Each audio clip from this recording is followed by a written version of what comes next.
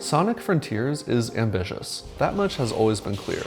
The game's initial gameplay reveal may not have painted the fruits of that ambition in the most polished light.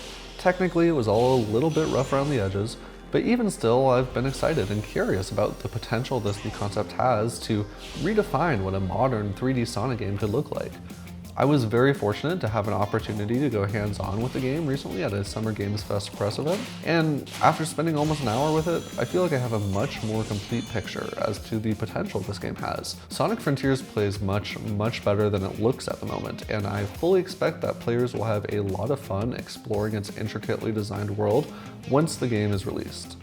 I spent about an hour dashing, jumping, and battling my way through the sprawling, lush environment that was previously highlighted in Sonic Frontiers gameplay trailers, and my main takeaway was that the game feels great to play at almost every level, even in this pre-release state. The zone I explored in my demo, the green, hilly ecosystem that has previously been highlighted in trailers, is an absolute joy to explore, being both vast and dense with compelling things to do. From tucked-away platforming challenges that can lead to hidden collectibles, to giant, intimidating bosses that freely roam the environment, there's a surprisingly large amount to see and do in this first area. Better yet, what I saw of the game's content had me feeling hopeful that this could be the smartest 3D Sonic game in a while, one that really rewards player curiosity more than any other previous entry. Sonic Frontiers has two different playstyles to choose from: action style, which gives Sonic a bit of extra weight as he moves around, and high speed style, which is considerably faster. Rest assured that if Sonic's speed looked a bit slow in previous gameplay trailers, it feels much better when you are actually playing it. Action style is being billed as an experience recommended for more casual players, and high speed style is described in the game as recommended for people who are used to Sonic games. While the game definitely feels better to play at a faster speed, in my opinion, it's just more exhilarating and challenging. Action style did a great job at helping me get accustomed to how Sonic moves in this new open environment, and it was a great introduction to the physicality of his combat style. Controlling Sonic felt really natural in Sonic Frontiers, and his movement style combined with the many grind rails and boosts located around the environment allows for what felt like a lot of room for creative traversal of the world. In fact, what I played of Sonic Frontiers was all remarkably freeform. While you are following a story with an ultimately set through line, how quickly you get to the next part of the game and what you do along the way is almost entirely up to you. Your progress in Sonic Frontiers seems to be primarily gated by portals, which can only be activated after you complete a certain number of activities around the map, but what activities you decide to do, and the order in which you do them, seems mostly up to you. Want to go explore that massive tower in the distance? Hey, if you can find a way to the top, go for it. Want to focus on locating the small environmental puzzles that are scattered about, or participate in some timing-based challenges? Well, you can do that too. Want to go challenge one of the many large bosses that are stomping and sometimes flying around the environment? The game will not stop you. There is even fishing, apparently. Don't ask me how that works, your guess is as good as mine at this point. And sure, nothing is keeping you from racing through the game as fast as possible, but if you want to collect as many rings as you can, or just generally look cool while dashing around, you'll really want to take some time and explore alternate routes.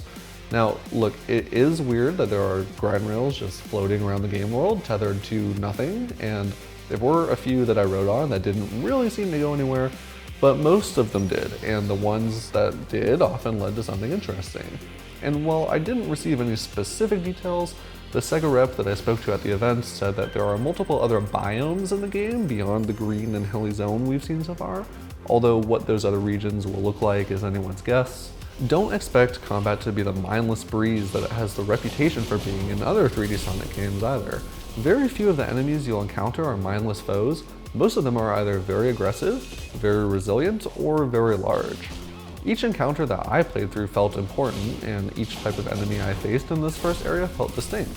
One of them, for example, was invulnerable unless I managed to use my Psyloop ability to draw a trail around it, at which point it would be stunned long enough for me to get in a few attacks.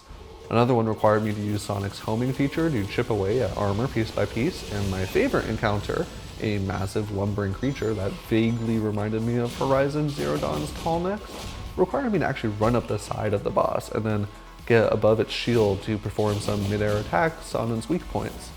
You can also parry attacks and perform ground stomps, so Sonic's repertoire of skills is already pretty comprehensive even at this early stage. And in classic Sonic fashion, if you lose all your rings, which can happen in only a few hits if you're careless, Sonic will meet his demise. Fortunately, any damage you've dealt to a boss before you die seems to persist when you return to them, so the penalty for messing up isn't too harsh, but it's all just challenging enough that I felt an engaging amount of pressure to maintain awareness as to what my foes were doing. Also, it sounds like this version of Sonic will get upgraded over time if you choose to. Collect enough skill pieces around the environment, and these will eventually merge into skill points that can be used to unlock new abilities for Sonic, and somehow make him even faster if you want.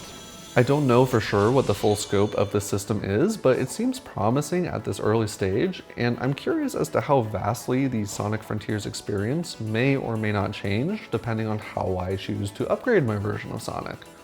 One thing I didn't get to see too much of in this demo was the story, although from what I did see, don't expect some big emotional magnum opus.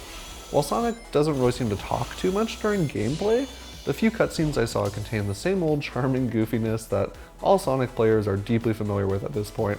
It's a little incongruous with the pensive piano notes that soundtracked my exploration, but the focus of Frontiers seems very much to be on the gameplay, which I'm really relieved about personally. The big unknown for me, really, is if Sonic Team will get this game to a technical state that's solid enough for a release later this year. What I played was very much an early pre-release build, so it's not necessarily a metric of how the final game will turn out, and what I experienced was technically solid overall. There are just a lot of rough edges at the moment, from pretty egregious pop-in and some bland textures and lighting to a subpar resolution, and I wasn't even playing the Switch version. Still, there's plenty of time between now and the end of the year, so there's no reason the game needs to launch in a rough shape, and mechanically everything is fun to play as it is, I thought. And that's truly a statement that I am very pleased to say out loud. I left my demo of Sonic Frontiers overall very impressed with what I played, and I'm very much looking forward to playing more. I get the sense that the surface has only been barely scratched as to the scope of this game. Sonic Frontiers is currently scheduled to launch at some point this year on Nintendo Switch and other platforms. For all the latest and greatest news as to what is new and exciting in the world of Nintendo, keep it tuned in to NintendoEverything.com.